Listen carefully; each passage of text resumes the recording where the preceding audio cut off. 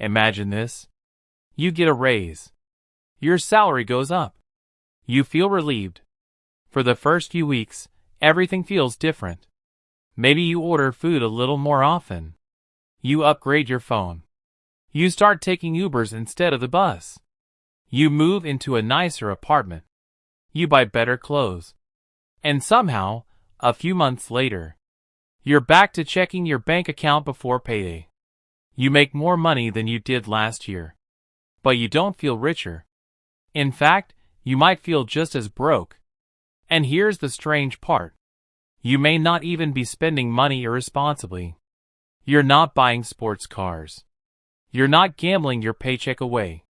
You're not constantly shopping for expensive things.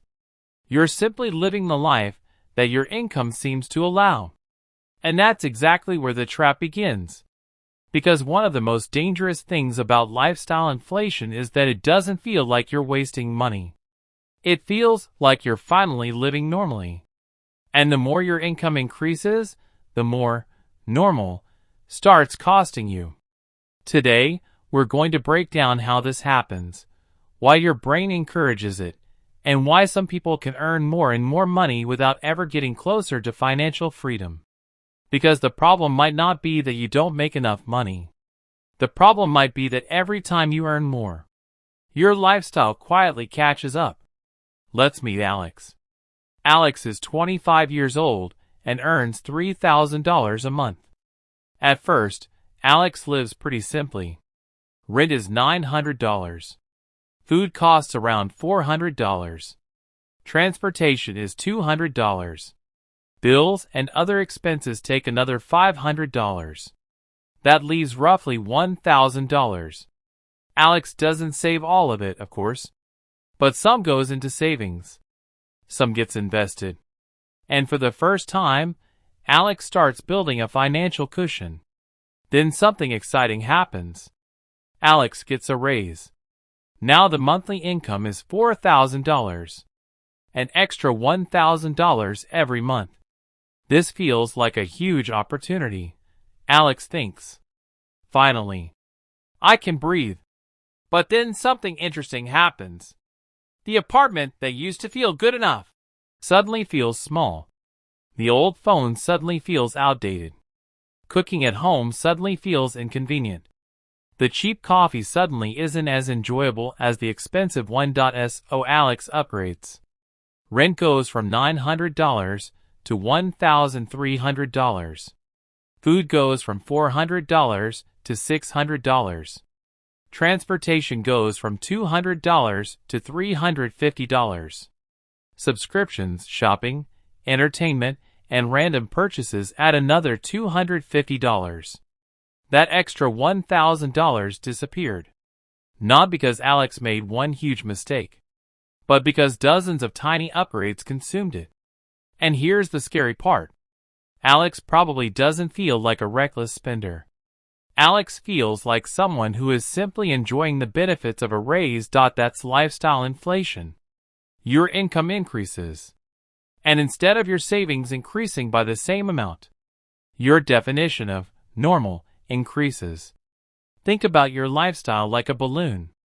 When your income rises, the balloon expands. And once it expands, shrinking it feels painful. This is because humans adapt incredibly quickly. Psychologists sometimes call this the hedonic treadmill. You experience something better. At first, it feels amazing. Then you get used to it, and eventually, it becomes normal.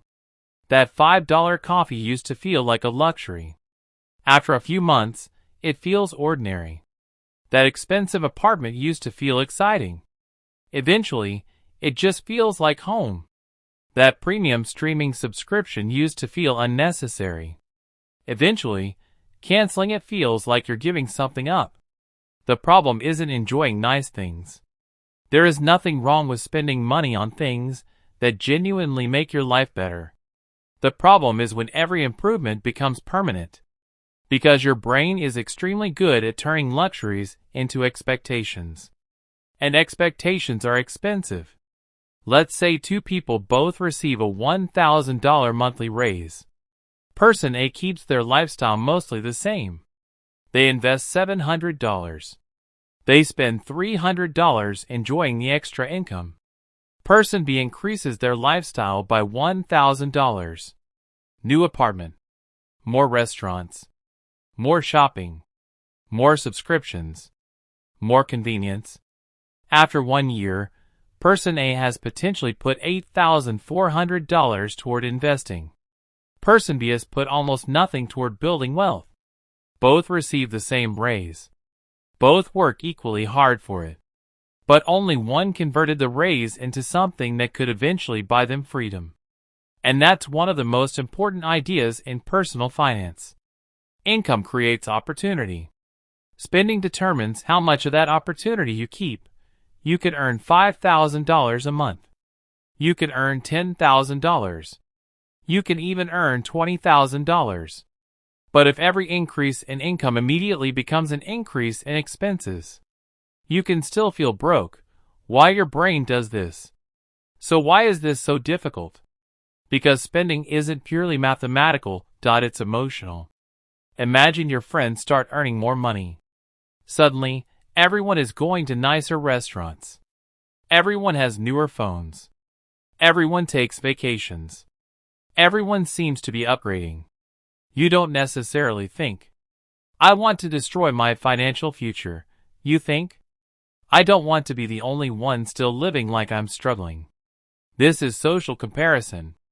Humans naturally compare themselves with the people around them. And social media makes this even worse.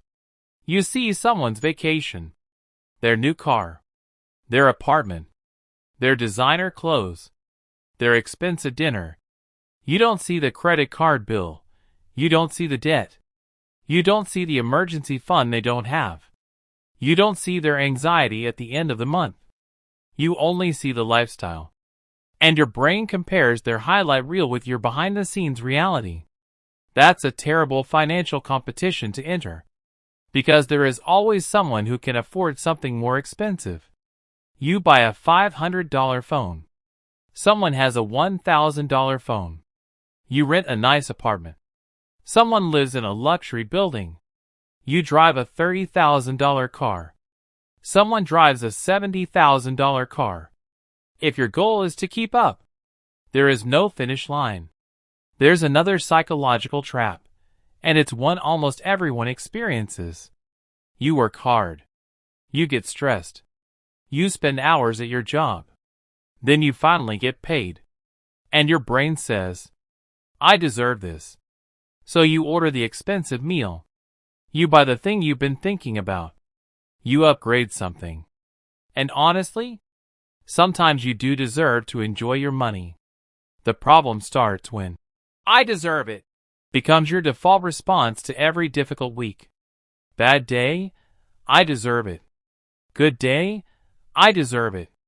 Got a raise? I deserve it. Worked overtime? I deserve it. Soon, spending becomes a reward system. And because work creates stress, spending becomes the way you relieve that stress. Work, stress, spend. Temporary happiness. Repeat. And the more stressful your lifestyle becomes, the more money you need to maintain it, which can force you to work even more. Now you're trapped. This leads to another dangerous consequence.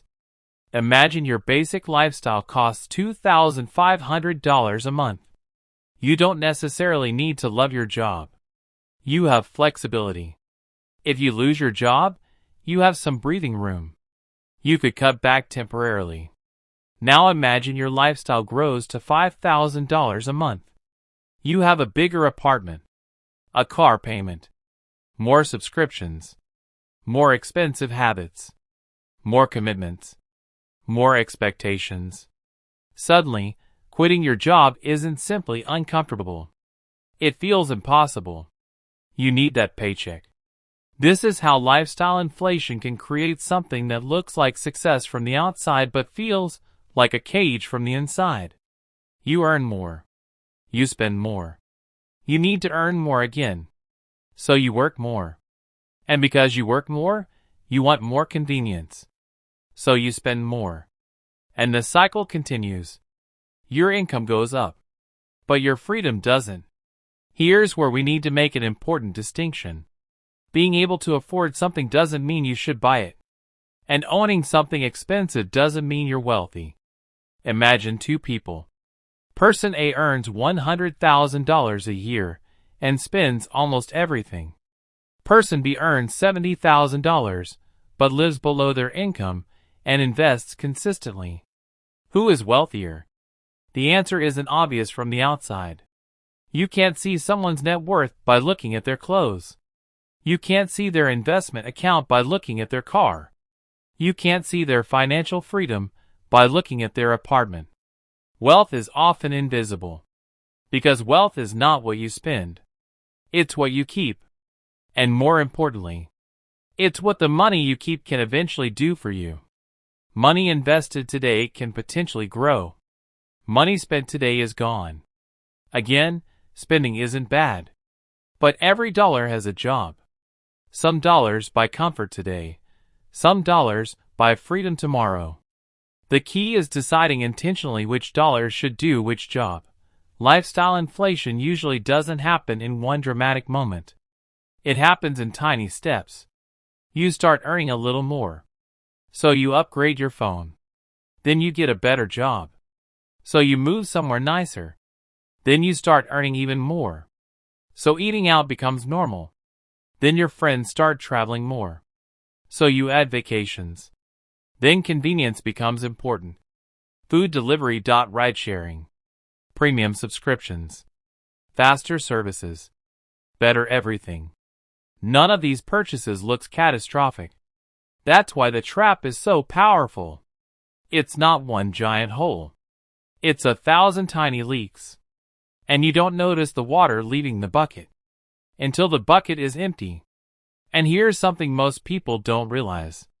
The most expensive lifestyle upgrades aren't necessarily the things you buy once. They're the things you commit to every month.